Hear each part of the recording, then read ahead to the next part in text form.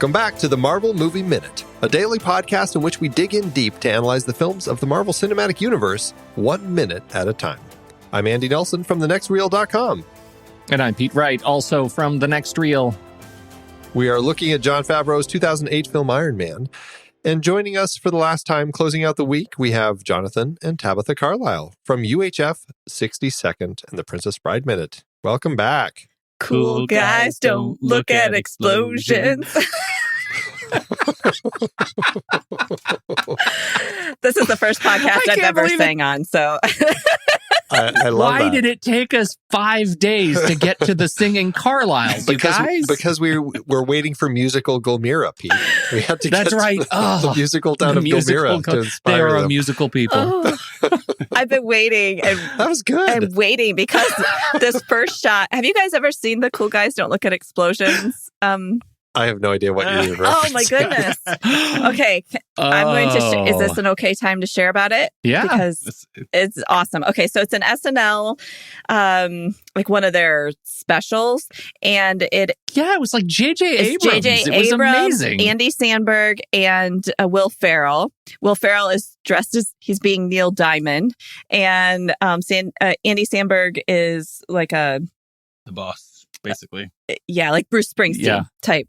And so they're singing all about cool guys don't look at explosions. And this is one of the clips in the video. So every time I see it, I just think of that. But it's constantly clips of people blowing things up, and they're the cool guy. They walk away. They don't look at it. Yeah, they're like, cool guys don't look at explosions. They blow things up and they walk away. Who's got time to look at explosions and think about the people you've killed or something like that is the lines. But it's awesome. Yeah, J.J. Abrams plays the keyboard in it.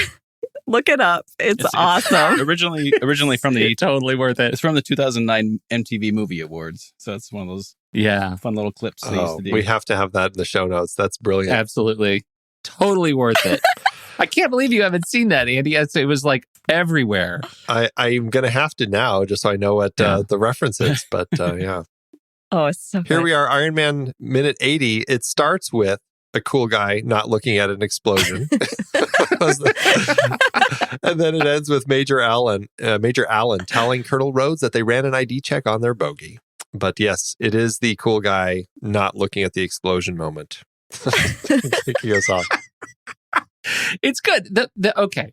Yeah. Have we begun the nitpicking yet? Nitpick away. Okay, I love this moment of this movie. It's like my favorite hero moment of this movie, and I do wish that that Favreau had thought more conscientiously ahead for us, and that the minute break was a little bit later of minute 79, because I need him to lift off.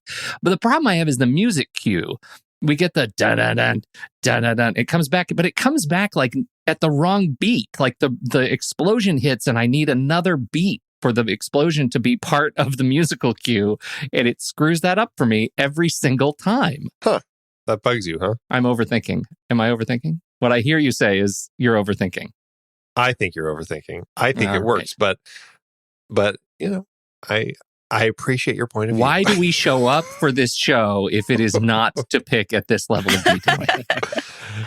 See, I was more just thinking about him blowing up Jericho missiles, and all of the little shrapnel things aren't sticking in his suit or something, because yes, they'd be that's a going good everywhere. point.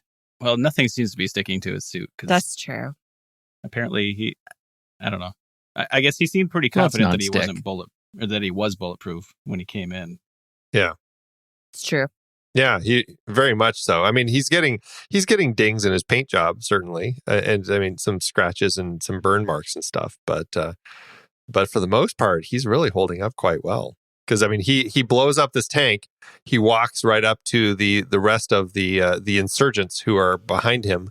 And they're the ones who are surrounding the Jericho missile, and he rises into the sky, blows up the missiles, blows everything up. But yeah, he's pretty unscathed. Mm-hmm. He scoots out of there with not too many other marks on him. He kind of lifts off when he lifts off right about second 8. It cuts to him from that down angle. He looks a little like Mary Poppins.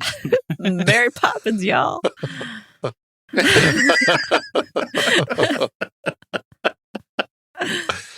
Well, now I love connecting this to Guardians too with the even more. Yeah, that's great. Who knew they planted that seed here? Right? Wow, they really knew what they were doing in that first movie. They sure were organized. And he's just kind of in like idling speed. As you can see in the HUD, he's not going too fast. The 0.01 Mach, about 7 miles an hour. Yeah, he's just kind of idling up there.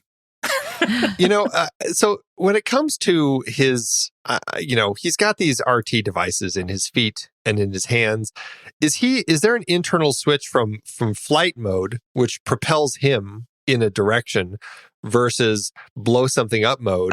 Because he blasts these missiles and it's like this giant laser fire shooting out of his hands, but it's not blasting him backward. Like, if anything, he's holding himself in position really nicely. And it's not like his feet are kicked behind him to counterbalance himself or anything. Like, how does that work? It makes no sense to me. He should be flipping off head over feet. Like, opposite. Totally. That's right. That's true.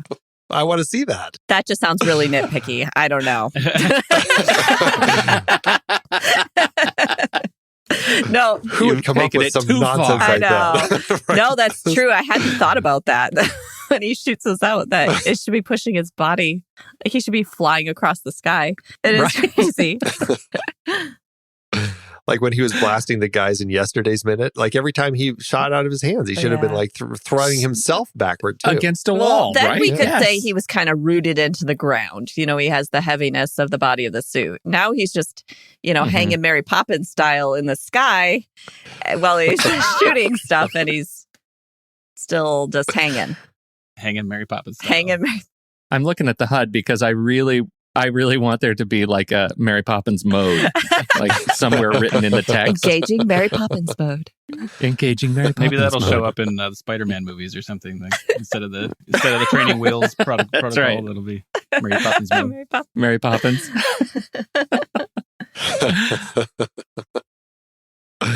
It really is.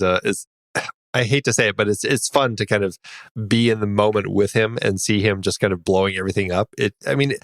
What's happening. You know that he's killing all these people, all these terrorists, but there's something gratifying still about it. Just the fact that, you're in the mode with him. He was just blasted out of the sky, and here he is blowing up a tank, looking cool, and then he blows up these missiles and creates this giant fireball. It is exciting to watch. It's exhilarating, even though it's leading to many deaths. It makes for a fun video game. Yeah, that's right. That's what it's putting us into that mode, right? Yeah. One thing I don't like, these guys with the machine guns, they always get me. I understand that they're probably loyal and, they're probably trying to get the job done, trying to protect everything. But at the same time, they saw him get shot out of the sky and he just got up. And then he fought with a tank and the tank blew up. And now he's walking towards them and they're like, well, I'm going to shoot at him, right? Mm-hmm. Like, they don't run away. They don't... they take a knee, right? They assume fighting position. I don't get it. I don't get it either. If I just saw a metal man fly down from the sky and blow a tank up with a tiny missile, I would have gone away. I would not be anywhere in sight. At a minimum, I would have jumped behind a sandbag. There are way too many guys who are just in the middle of the square. Yeah, maybe the sandbag.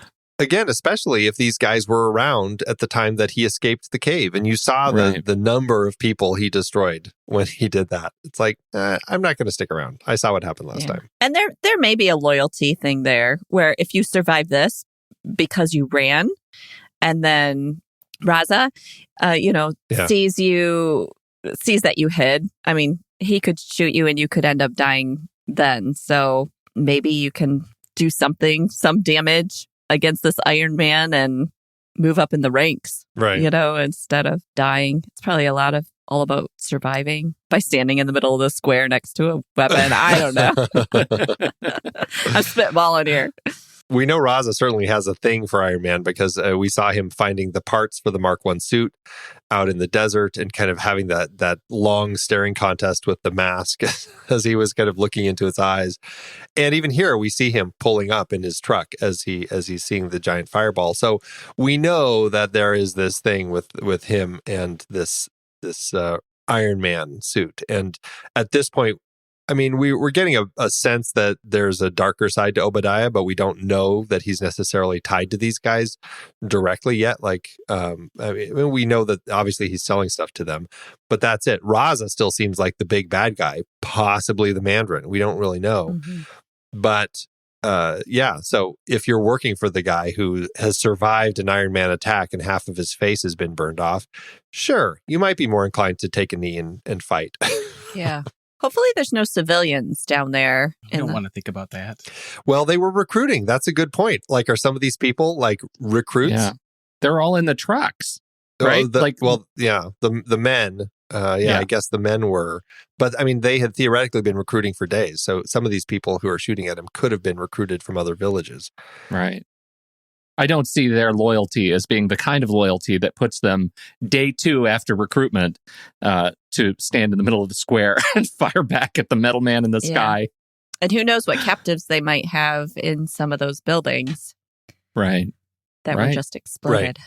Well, I assume because of what we saw last minute when he looked through the wall, apparently, and saw that there was somebody back there with a cell phone and then pulled them through.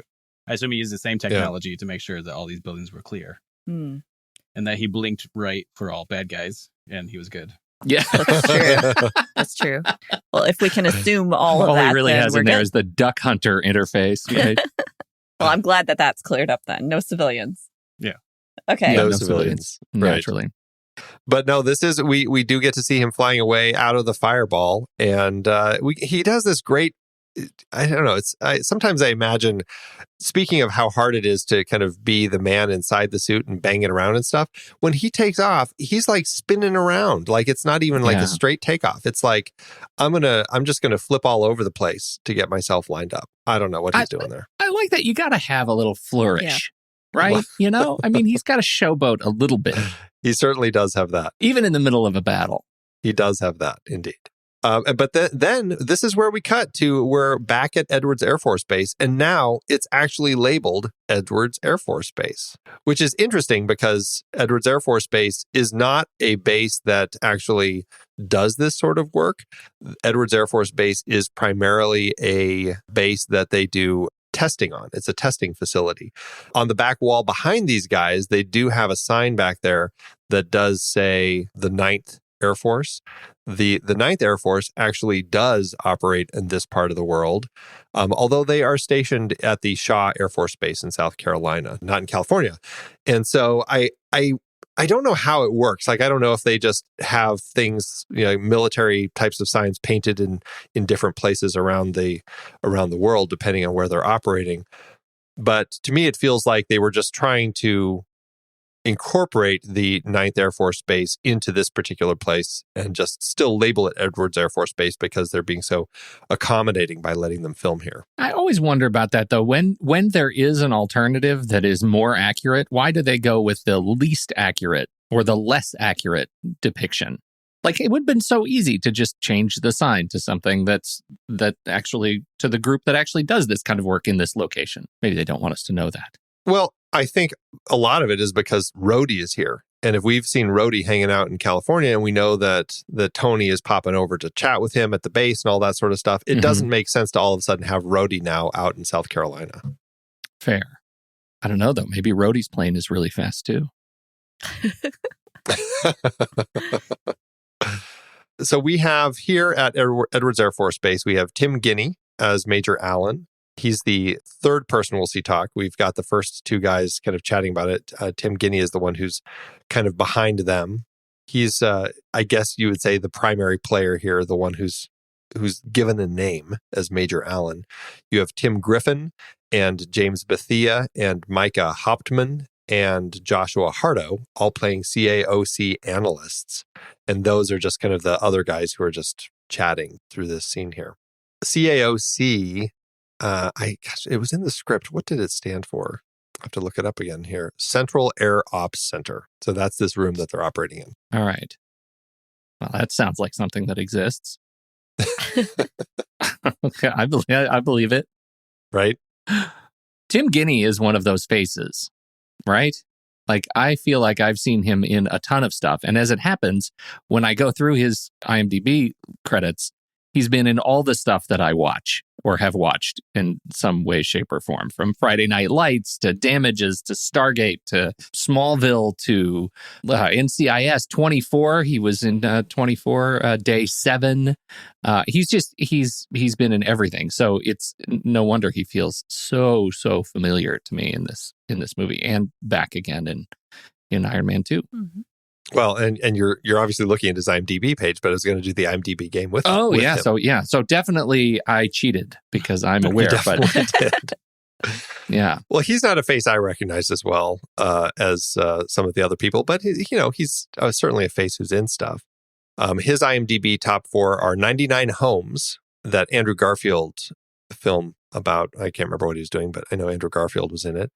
Iron Man, Sweetland, and Iron Man 2. So 2 of the Iron Man films that he was in are both in his top 4. Nice. 99 Homes was great. That was I really enjoyed that movie. That was the foreclosure real estate crash. Oh, okay. Gotcha. Thing. It was great. The other guys, Tim Griffin's IMDb, he's a guy who's in a lot of little bit parts and stuff, but he's in The Bourne Supremacy, Central Intelligence, Prime Suspect, and American Sniper. So he's got a military face. He looks very military, and you can tell like he's in so many of those procedurals, the NCIS type shows. He's all over those kinds of things. And he's the first one we cut to. Like when we cut to the base, he's the one that has the text right over him. Right. Just scroll his credit. All of his characters are agent, special agent, officer, commando, officer, lieutenant. Yeah. Joshua Hardo, his top 4 are Bridge of Spies, The Dark Knight, Iron Man, and The Lifeguard. And then we have Micah Hauptman. His top 4 are Everest, Homeland, Parker, and In Stereo, which I have not heard of. And last but not least, James Bethia. And his 4 are Nickelodeon Arcade, which he was a producer on in the 90s, Iron Man, Iron Man 2, he'll come back, and Slime Time Live. Clearly, he was working over at Nickelodeon for a while because that's a writer credit. Now, I forgot the names, but a couple people back, you mentioned one guy was in Dark Knight. Yeah, I think that was Micah Hauptman. Yeah, that was. I'm seeing the face flashes through the minute here, and I'm realizing that's the Weasley guy that tried to out Bruce Wayne. His name is Reese, if that helps at all. I can't remember who it was, but yeah, he was the guy that tried to. He discovered that there was all the money being spent in R&D, and that Bruce Wayne must be Batman, and tried to blackmail him. But that's right. Right. He was being interviewed on TV and stuff like that. That's right. Well, it's interesting because that's the same year as this. Oh, yeah. Wow. This is a good year for him. I didn't have a lot of notes for this section because it seemed like such a moving from one area to another. There's just not a lot going on. But there's a coffee mug with a poem on it, and I tried for the life of me for way too long to try to figure out what poem that was and what that actually said. But I can only see if you turn the cup just right, I can only see the beginning of each line and not the finish. So I couldn't figure it out. So if some listener can figure out what that is, what poem that is, I would be delighted.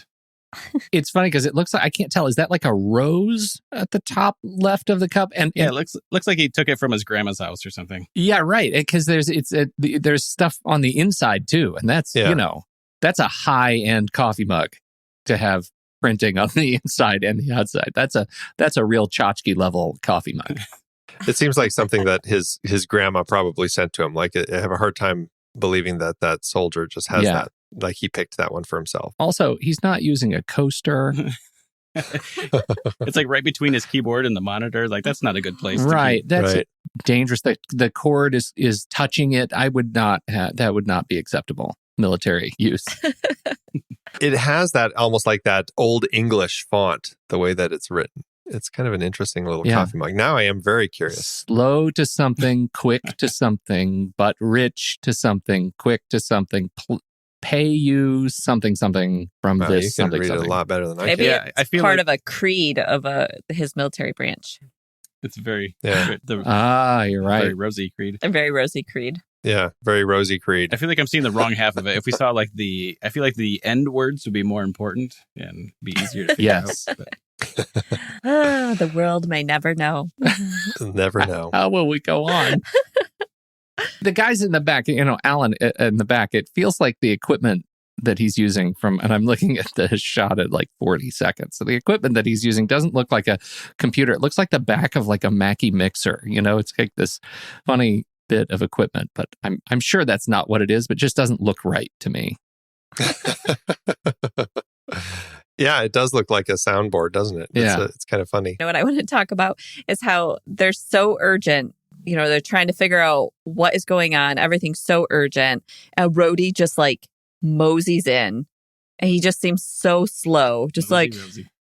what? Oh, wait, no. Yeah. Rhodey. Right. Mosey Rhodey. I got the Rosie. I was like, oh, did I say it right? Rosie. No, Rhodey just like, he just moseys in all slow, like, hey guys, what's up? What's going on? Something going on Yeah. here?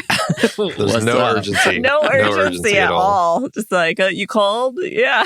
Yeah. We got a bogey, man. He Come should have on. been walking in. He should have been walking in with the rosy coffee cup because There it you just go. would have fit his, Yes, his that would have been better. demeanor right now. With a yawn. He just needs to Yeah. yawn. Sup, guys? What's going on? You guys call?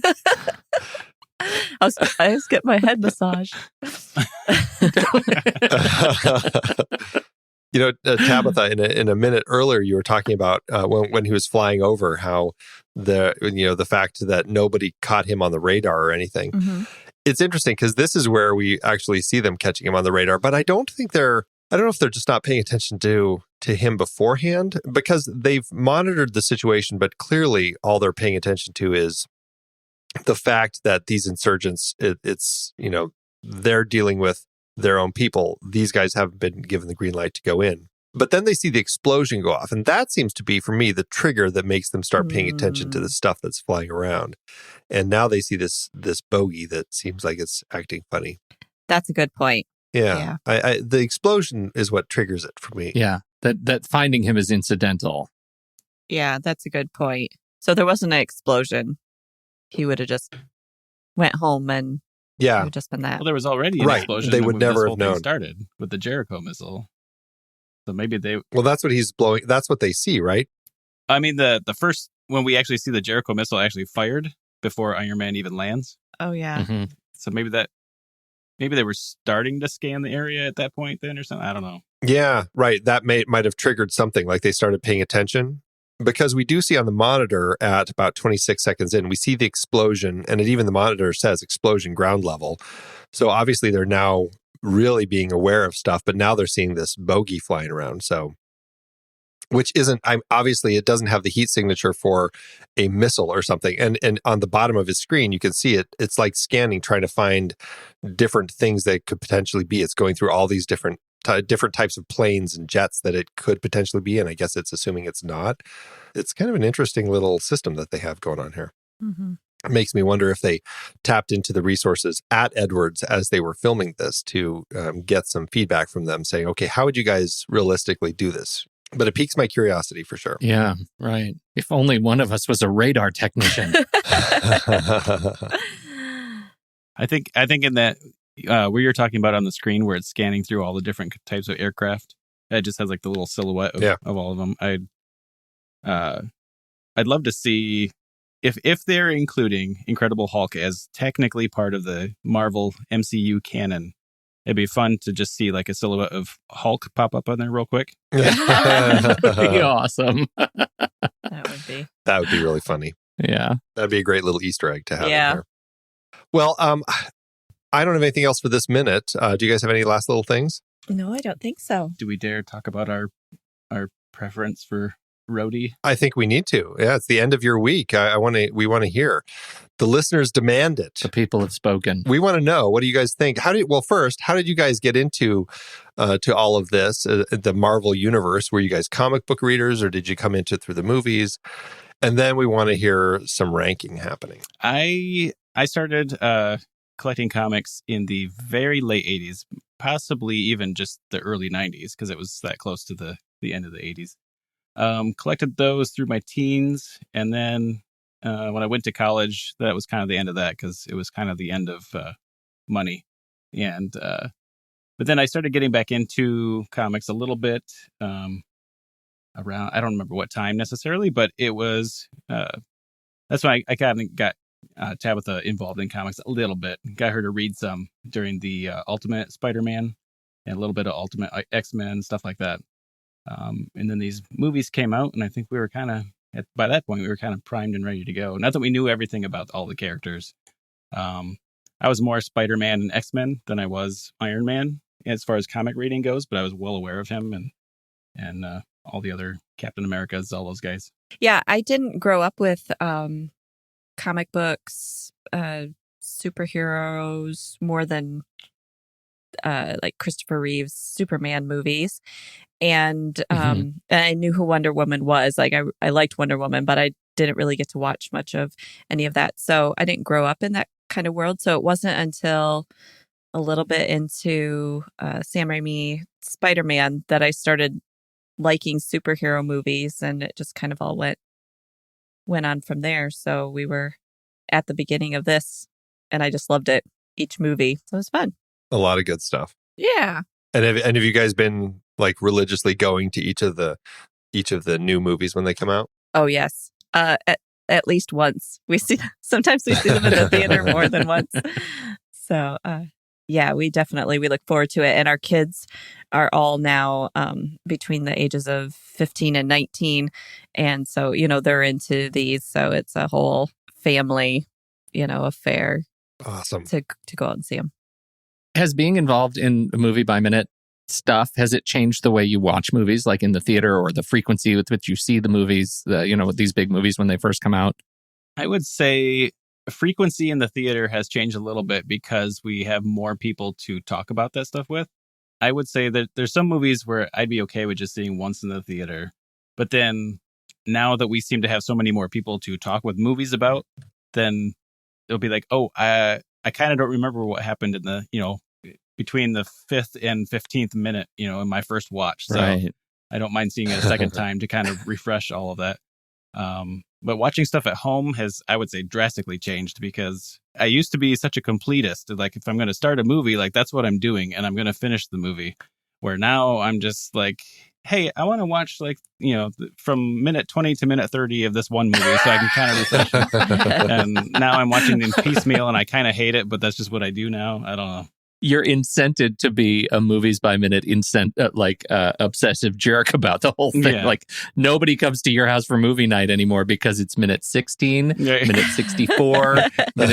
You guys won't believe what happens in minute 73. We're going to watch that 6 times. We're watching 6 different movies? Well, we're just watching parts of 6 different movies.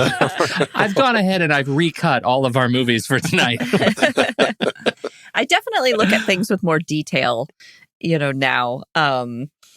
Like, for example, not Marvel movie, but when Mission Impossible Fallout came out, and that was right, later in the season of Minute Impossible, doing the first Mission Impossible movie. And so they do this Tech of the Ep thing on their podcast where they're looking for different tech in those episodes, and you pick out your favorite piece of tech. So when I went and saw Fallout, I'm watching the movie for tech, like, oh, that's cool tech. That's cool tech, so you just notice more of those details, and it's fun.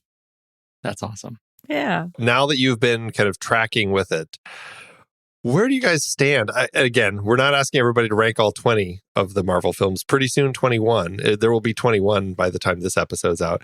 But where do you stand as far as top 5? Top 5. Well, Captain America, the First Avenger, is definitely my favorite. And I think when that came out, it was definitely solidified me being in the Marvel movies, from there on out. Like, I love that movie. I like that. I adore that. I feel like I need some sort of Foley sound of celebration when somebody comes on the show and calls that movie as their favorite. But I love that so much. I want horns and confetti. It really is. I love that time, that era. It's I love it. And I liked the Agent Carter spinoff that they did from that.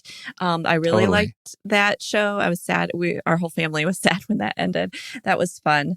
After that, I like so many of them, but I kind of start falling into which ones made me laugh a lot because I like humor. So Thor Ragnarok, I think, comes in number 2 for me, probably followed by both Ant-Man movies and Guardians of the Galaxy. So, but Agents of S.H.I.E.L.D., we followed that all the way through, and that ranks really high for me. I know it's not in the movie universe, but I really like Agents of S.H.I.E.L.D. as well. That's what I need to get into that and get moving so I can see more of those. I haven't finished the first season. I got to crank. Oh, it's good. It's good, especially as you get further in. Yeah. There's seasons that some are better than others. That's what I hear. Yeah. The latest season, at this point anyway, when they had a whole space thing going on, we really enjoyed that one just because it was so different and they could do their own thing. And when that show first started, obviously it's linked with the MCU, but it was like, it felt like nobody really knew how much they were going to allow it to be linked to the MCU or how much crossover they were going to have. So it almost seemed like once they decided, like, well, this is just going to be its own TV show, and, they still can't have anything canonically that will be disruptive, but once they decided, like, well, we're just going to do our own thing, then that got more fun, I thought.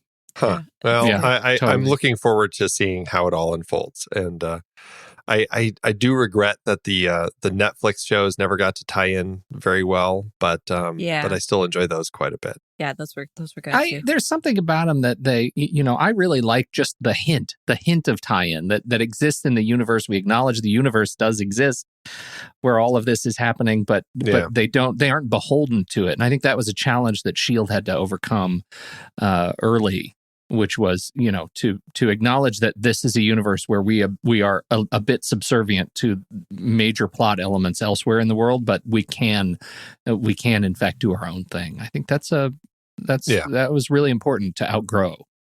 Sure. Well, Jonathan, what about your ranking? I think I'm with Tabitha certainly on the Captain America: First Avenger. We like that time period, the throwback. Joe Johnston as the director, I thought was the perfect choice. He does that era very well.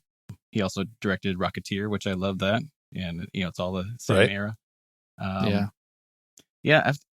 have a really hard time ranking movies, but I do like Thor Ragnarok. I do like comedy. I do like to laugh, but I do, a lot of people point to Winter Soldier. I do like that. I do wish.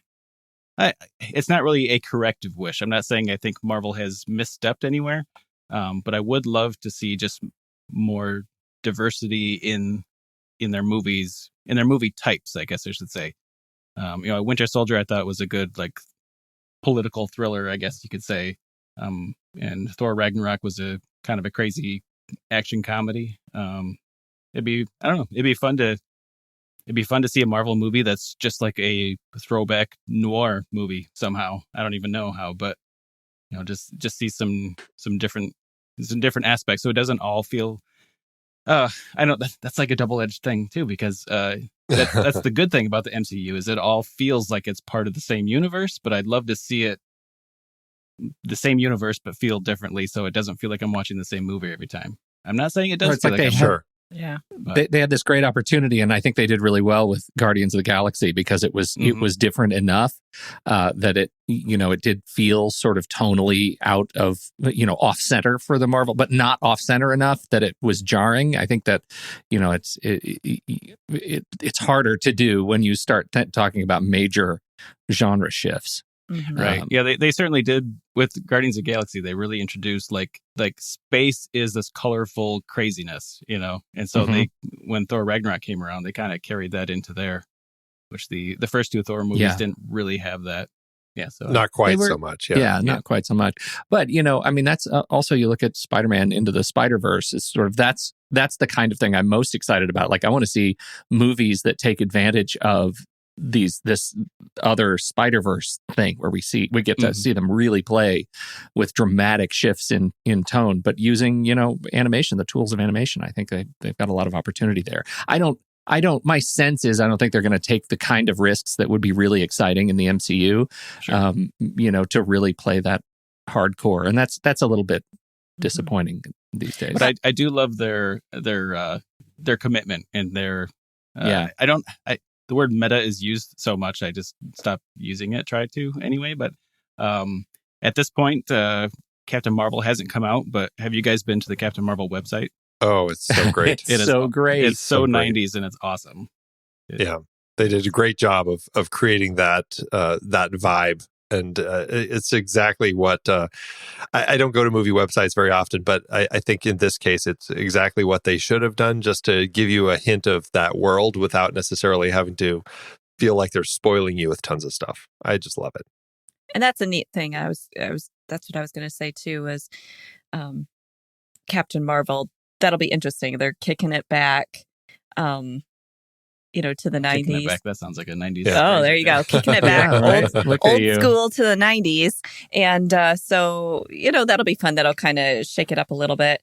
I'm just excited that Coulson will be back. So, yes, it'll all be fun. I can't wait to see what they're going to do with all of it. It'll be good.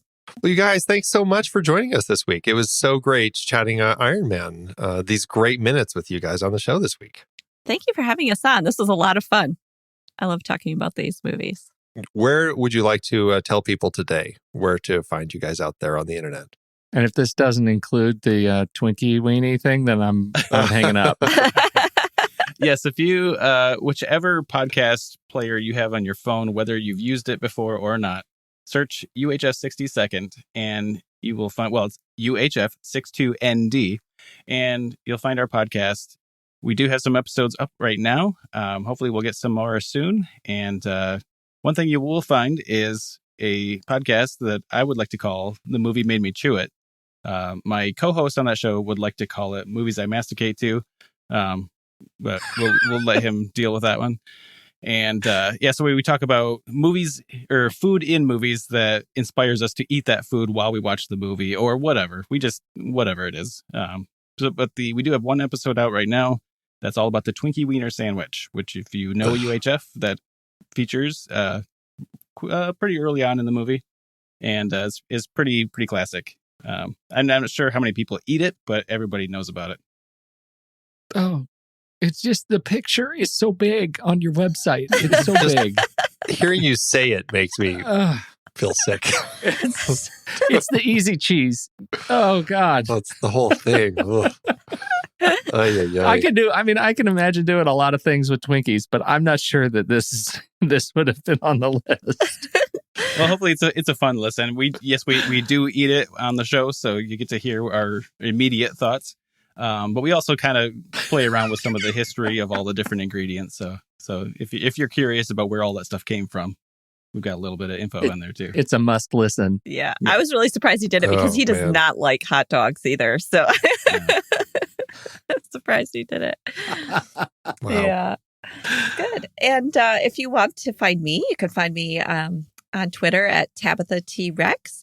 And also this week I've been talking about podcasts that I've guested on because I don't have my own podcast. I just like to guest. So recently here in 2018, Jonathan and I guested on Mad Max Minute, and they were talking about Beyond Thunderdome. So you can find us on there, and they're preparing for their next season with Fury Road. So if you like the Mad Max movies, check them out, and you can hear us on Beyond Thunderdome. And you could go to moviesbyminutes.com and look at all the movies, all the podcasts that they're doing there minute by minute, and you will probably find a movie that you love and give it a try. One would hope. I would hope so. Yeah, right.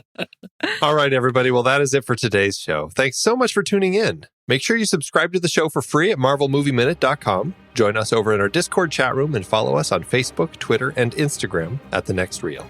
And if you like what we do and you want to support us and get some cool stuff, become a patron over at patreon.com/thenextreel. Until next time, true believers.